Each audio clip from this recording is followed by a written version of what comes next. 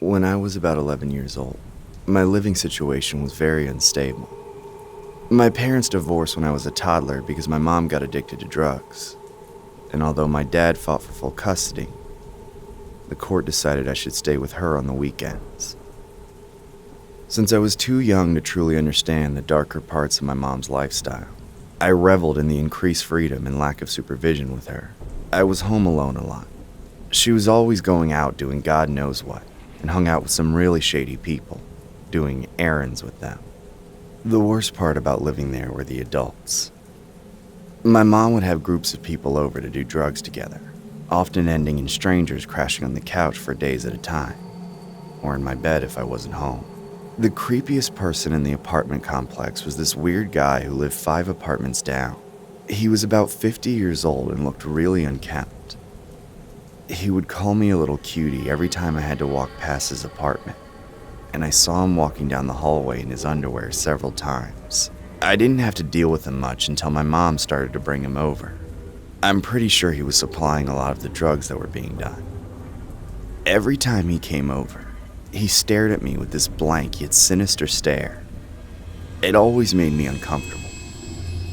One night, I was alone in the apartment, watching shows on Adult Swim.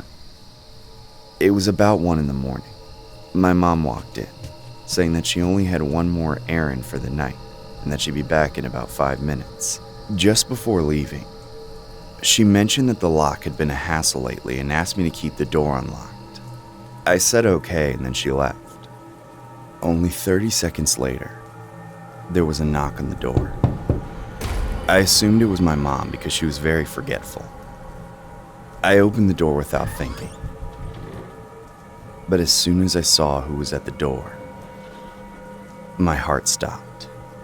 It wasn't my mom. Standing in front of me was the old creep from 5 apartments down. He had a wide, excited grin on his face. I slammed the door and locked it without hesitation. I started to freak out. I was already scared of this man. No way was I going to talk to him at 1 a.m. when I was by myself, especially considering I didn't even have a phone. The man knocked and said through the door that he and my mom made an agreement for him to come watch over me while she was gone. I told him I didn't know about it. He kept trying to convince me to open the door. But one of the few things I knew at that age was not to let strangers in when I was home alone. Suddenly, he went psychotic and started pounding on the door. He was screaming and cursing at the top of his lungs, repeatedly telling me that we had some kind of deal. But I had no idea what he was talking about. I ran to the kitchen and grabbed a knife, then sat on the other side of the door. There was a large window directly next to the front door. It would be very easy to break it and then unlock the door, so I was ready to stab his hand if he tried to do so. The banging on the door went on for about 20 minutes before it went silent. But it wasn't a silence I trusted. Even if it seemed like he had left, I knew in my gut he just wanted me to think that. That's when I saw one of his eyes through a crooked blind on the window. He was looking directly at me. I jumped back just before he started pounding at the window. I was scared that at any second he was going to break it. Right before it was too late, I heard another man yelling down the hall. He swore at the creep and threatened him. Apparently, the commotion woke up one of the neighbors. Thanks to them, the creep ran off. The neighbor knocked to see if everything was okay, but I was too scared to answer. I let him think nobody was home. After he left, I sat up wide awake in the living room, waiting. My mom came home a few hours later. I thought she would be mad that I locked the door, but when I opened it for her, she was definitely furious, but it wasn't for the reason I expected. She charged inside and looked at me with an angry glare, asking me why I didn't let him in. I asked who she was talking about. Then she said the name of our neighbor, the creep from 5 doors down. I was too confused to speak as my mom chewed me out. She said she told the man he could come over, but that I had screwed it all up, and now because of me, her window was broken. She dragged me outside and made me look at the front window, which now had a huge crack in it. At that moment, I realized he was only a few seconds from breaking in. I felt so weirded out by everything that I grabbed my overnight bag and walked back to my dad's house. He was surprised to see me. I didn't tell him what happened. It was too much for me to explain at the time. I only told him that I didn't want to go over there for a while. Either way, my dad was furious at my mom for letting an 11-year-old walk through the city at 4 in the morning. A few months later, I finally felt comfortable enough to go back, but when I got there, 5 cop cars were outside the building. I ignored them and went upstairs, only to see the cops outside of the old creep's apartment, dragging him out in handcuffs. I asked one of the adults who was spectating what he had done, and they said something I'll never forget. He had molested 3 other young boys in the building. Even worse, the adult looked down at me and said I was lucky he hadn't gotten to me, because I was exactly his type. Blonde hair and blue eyes. I ran home in disbelief, but when I turned on the TV, the news had his face plastered on the screen, confirming everything. I can never fully describe the surreal terror I felt at 11 years old, realizing that my own mother would endanger me by using me as a tool to get drugs. Even now, 14 years later, the visceral, overwhelming emotions and a complete shift in the way I saw my parents in the world will always be unforgettable.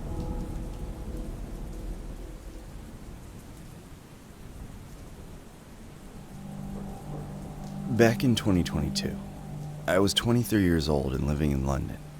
I had recently moved into a small flat with my girlfriend and didn't have much money, so I worked 2 jobs. One as a cleaner, and another as a food delivery cyclist for a company called Just Eat.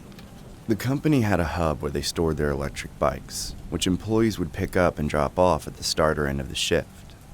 I would go to different restaurants to pick up food and drop it off at different locations around London. On one particular day, early in the morning, it was freezing cold outside, but I still had to go to work for Just Eat. It was common for delivery cyclists to wear balaclavas to keep warm, and I was wearing a balaclava on this day. I had just dropped someone's food off at a council estate block. As I was getting ready to go back onto my bike, I could hear a man shouting very loudly. I looked over to my left across the street and saw a man screaming while walking behind a lady who was pushing a baby pram. He was tall and wearing a hoodie with a mask on his face. I stopped for a minute because I felt concerned for the lady. The man appeared to be shouting at the mother viciously, and she was obviously uncomfortable. After I watched for a few seconds, the woman turned left and went down a different road to avoid the man. I thought he was going to follow her, but he didn't. He carried on shouting, but now he was crossing the street and walking towards me. I got a bit worried, but thought maybe he was just one of those crazy guys in big cities that walk around shouting. Admittedly, I was a bit frozen, like a deer in headlights. As he kept approaching, I could hear better what he was saying, and it wasn't good. He was screaming with a lot of anger, asking me why I was there and that he had told me if he saw me again, he would chef me up, which I knew meant he was going to stab me. This was confirmed by the knife he then revealed from his coat. What didn't make sense was that I had never seen this guy before in my life. But then I realized that my face was concealed by the balaclava, so he could easily have mistaken me for his worst enemy or something. I decided not to take a chance on revealing my face to show him I wasn't who he thought I was, since he seemed too mentally unstable for logic or reason. I started to quickly unlock my bike as he was getting closer to me, still screaming at the top of his voice. I was so scared my mind wasn't working properly. I was struggling to unlock the bike, but finally I did after an infuriating length of time. I got on my bike and cycled away. When I looked over my shoulder, I could see he was running towards me at full speed with the knife in his hand. I panicked and feared for my life, cycling faster and faster. I was next to a public park, so I cycled into it. I looked back again and he was still running with the knife, but I could see that I was far enough distance from him to stop and have time to potentially defuse the situation. I quickly stopped and shouted at him that I didn't know who he was and that he had the wrong guy. It didn't seem to have any effect at all. Quite the opposite, in fact. After I stopped, he began to run even faster and close the distance between us, continuing to shout. I couldn't understand what he was saying at this point because of the adrenaline and pure fear in my body. I gave up on trying to reason with him and sped off without looking back. Whilst I was cycling, I shouted that I was sorry and pleaded with him to stop chasing me. I kept trying to get through to him that I didn't know him, but he was completely hell-bent on attacking me with that knife. It was clear by the look in his eyes.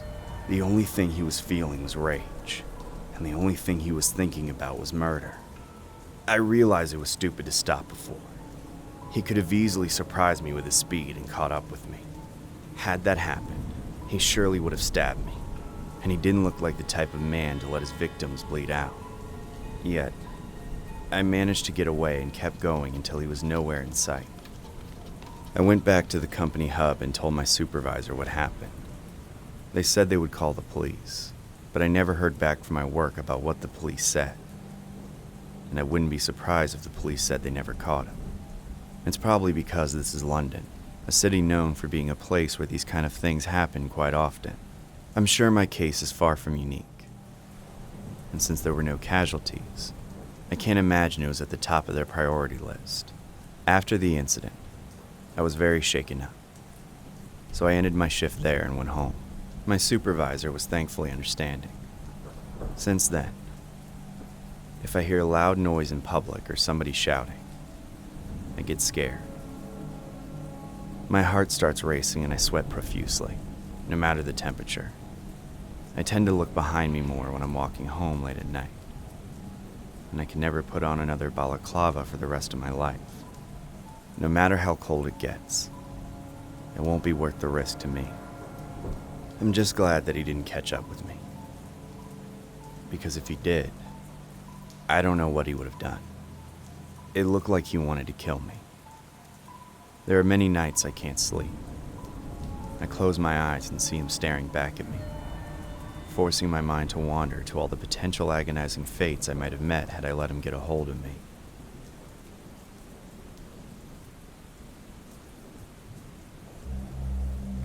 Creepy apartment chase. This happened over 10 years ago when I was in high school. My friend Claire came to sleep over. We made plans to sneak out and hang out with some guys, but we had to convince them to pick us up because neither of us had a car and they lived too far away for us to walk there. The guy who rented the apartment agreed to do it and said he would drive us home at the end of the night. Once my parents were asleep, we went out to our friend's apartment and had some fun for a while. Around midnight, Claire decided it was time for us to head back, but when we asked to be taken home, everyone suddenly changed their mind about driving us. They all said they were either too drunk or too high, and the guy who drove us there said he wasn't going to help us because we didn't put out for him and his friends. Being drunk and pissed off at all of them, we left the apartment without much of a plan to get home. We decided to just start walking back, and we would make some phone calls to see if anyone could pick us up to bring us back the rest of the way. My house was a good 20 minutes away by car on the highway, so there was no way we were walking the whole way. The apartment was toward the back of the complex, so we started making our way to the entrance. We didn't even get halfway there before a car rolled up behind us and started slowly following us. I was 15 or 16 at the time and very naive, so I wasn't too concerned. But Claire was a little smarter than me. She told me to start walking faster. The car also picked up its pace to stay close to us. Claire told me to walk even faster. We started moving as fast as we could without running, and that's when the car sped up and passed us, then stopped a few feet in front of us. The passenger doors opened and 2 men jumped out. Realizing there's no way to walk out of this situation, Claire shouts at me to run. She took off and I followed close behind. We weaved through a couple of small side streets, then ran toward a group of parked cars and jumped behind a pickup truck. For a minute, we hoped and prayed that we weren't spotted. This is where the details get a little fuzzy. Neither of us was sober, and we were suddenly panicking out of our minds. I was about to lose it, but Claire just barely managed to keep a grip on the situation. One of the men had just gotten back in the car at some point, as only one person seemed to be following us on foot. A little after we started hiding, we heard a set of footsteps approaching the truck. Claire told me to keep quiet and stick close to her.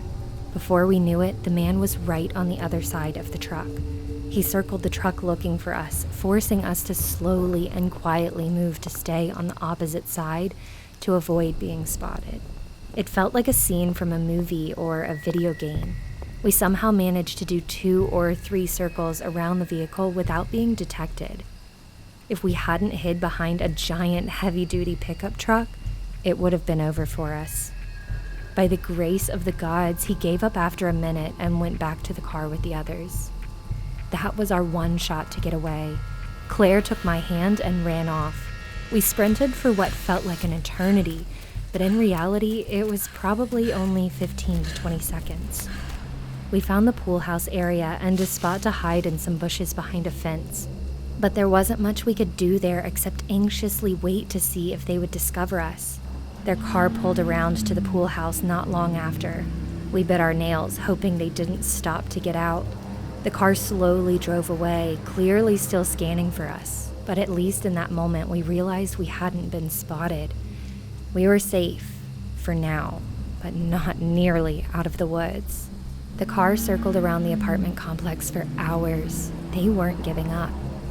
We had to find a way out of there, and the men trying to kidnap us weren't our only problem. It was the middle of winter, and of course, we were dressed to impress the guys we went to hang out with, wearing short shorts and revealing tops. We were freezing. We looked around in the bushes and found a dirty, disgusting Captain America blanket that we huddled together under while making phone calls to find someone to pick us up. We tried contacting the guys at the apartment, but no one answered our calls. None of our friends answered our calls either. We felt completely alone and helpless. We were stuck there in constant danger and terrible conditions the entire night until finally, around 5 a.m., someone answered and said they would pick us up. It was the best news I had ever heard in my life. Our friend got to the apartment complex, but they didn't want to park in front of the pool house until the car that was looking for us was out of sight. They were worried it would give them away as the person helping us escape. Maybe they were right, but it was agonizing knowing our ticket out of there was aimlessly driving around the complex, just like our ticket to hell. At last, there was an opening. They parked in front of the pool house and we made a run for it. We spotted their car and hopped in as fast as we could, yelling at them to step on the gas. Our friends sped off toward the entrance. We passed the kidnappers on our way out, and that was the last we saw of them. We made it back to my house around 6 a.m., just in time to sneak back in without my parents ever knowing we even left. If Claire hadn't been with me that night, I definitely would have been abducted, or worse. I'm so thankful for her and our friend who picked us up. But as for the adult men who wanted to take advantage of us as teenagers and didn't care about our safety, and especially to the pieces of garbage who wanted to hurt us, they can all burn in hell.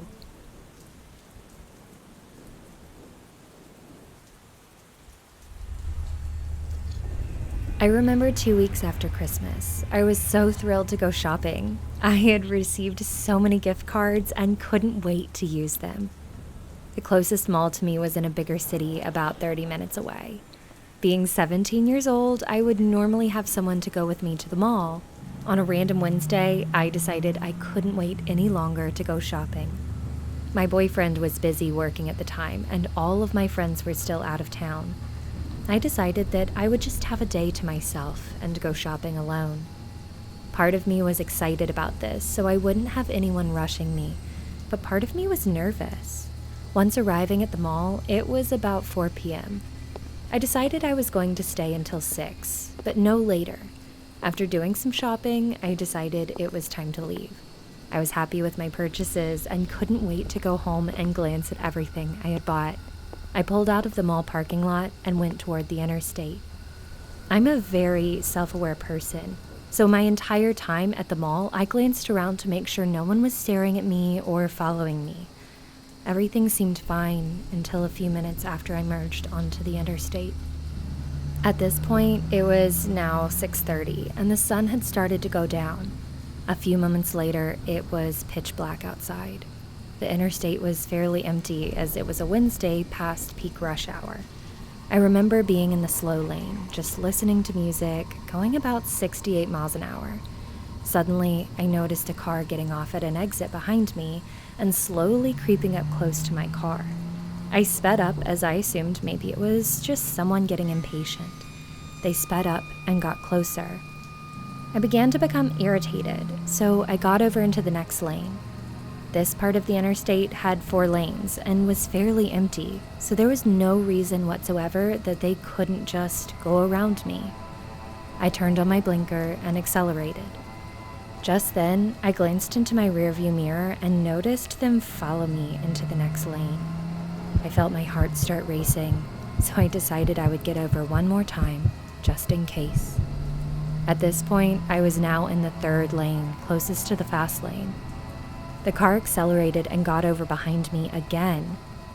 Now I was becoming extremely annoyed, so I jumped to 80 miles an hour and merged into the fast lane. The car followed behind me, matching my speed and acceleration. I began to get scared. Not enough cars were on the interstate to notice the car behind me. It was so dark outside, too. I decided I was going to transition all the way over to the slowest lane again. I moved over 4 lanes gradually, and the car followed my every move. At this point, I could confirm they were, in fact, following me. I glanced in my rearview mirror, but I couldn't see anything. All I could make out was a dark-colored sedan with extremely tinted windows. I couldn't tell the color of the car because of how dark it was outside. The car couldn't even stay straight, and they were swerving like crazy. They were so close to me that I couldn't see the entire car in my mirrors. I was in shock, still processing what was happening. I was unsure what to do. My exit was coming up in about a mile. The only thing I could think of was to call my mom. I called my mom and explained the situation. She became very serious and stern. For some reason, I was so fixated on the situation that it didn't even cross my mind to call the police. I asked my mom on the phone what I should do. She told me to come straight home. I heard her and my stepdad bickering in the background. He suggested I stop at the local Kroger in my town and run in and ask for help. I didn't want to cause a scene and risk them grabbing me when I parked. I told him I wasn't comfortable doing that. My mom told me to come home instead of heading the direction of the police station. I wasn't quite sure exactly where it was, but I knew it was more rural, and I was nervous about the car trying to cut me off or trap me on a back road. I decided to listen to my mom and come home. The car followed me off my exit and stayed behind me at the light toward my town. I turned left at the light with an arrow. The car behind me ran the light and sped up behind me. I noticed them swerving again. I was freaking out while on the phone with my mom, but I was trying to calm myself down. Maybe they were going to turn a different way soon. They followed me at the very next light when I turned left again. I had one more light and then the entrance to my neighborhood. Just then, I heard my mom say on the phone, "Get the gun." Being from the South, I grew up around guns, but we were never put in a situation where they would need to be used. My heart started to rapidly beat as I looked behind me and saw the same car still following me closely. I was so nervous, unsure of what was fixin' to happen. Were they just trying to scare me? My mom kept asking me on the phone if I did anything to them. Did you cut them off? No, I answered to every scenario she asked. All I did was mind my own business. One more light, and soon after was the turn into my neighborhood. They followed me as I turned left again at the last light. My mom assured me that she and my stepdad were ready to take care of things. My neighborhood entrance was now approaching, and I didn't turn my blinker on, but still turned. They followed. I lived in a cul-de-sac with 4 other houses. I turned into my cul-de-sac, and the car followed. I pulled into my driveway to see my mom holding a pistol up in the air and my stepdad standing next to her. She screamed out, "You better go on!" and the car circled out of the neighborhood. Once the car circled out, I ran up the stairs and hugged my mom. I went inside and was planning on calling 911. Just then, the car circled into the cul-de-sac again, this time going extremely slowly past my house. My mom pointed the gun towards their car, and they sped up and drove off. I was the most scared I had ever been in my entire life. I was shaking. I wish I could have gotten their license plate, but without being able to see the color of the car or get a proper plate picture, there was no point in reporting it. I was just glad that I was home. I stayed up really late that night, wondering what could have happened. Did they follow me from the mall? Did they just randomly decide to follow me? Did I get in their way on the interstate? So many things crossed my brain, but all I could wonder was what they wanted with me. As a young female, my mind thought possibly I was followed due to trafficking. I still don't know to this day what that car wanted from me, but I'm just glad I got home safe. Sometimes I wonder if they remember my address, or if they're ever going to try to show up again. I lock my doors every single night now, and never go to the mall alone.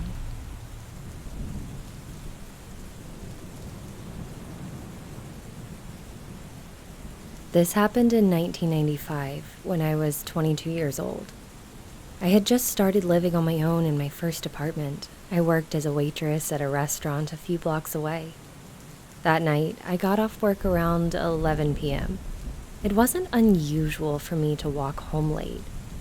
There were two ways I took to get to my apartment building.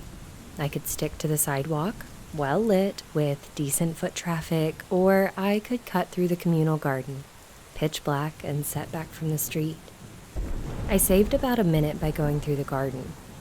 Being young and stupid, of course, most of the time I took the shortcut. That night, though, I got a weird gut feeling not to take the shortcut. There was no one else around, and the entryway into the garden seemed darker than usual.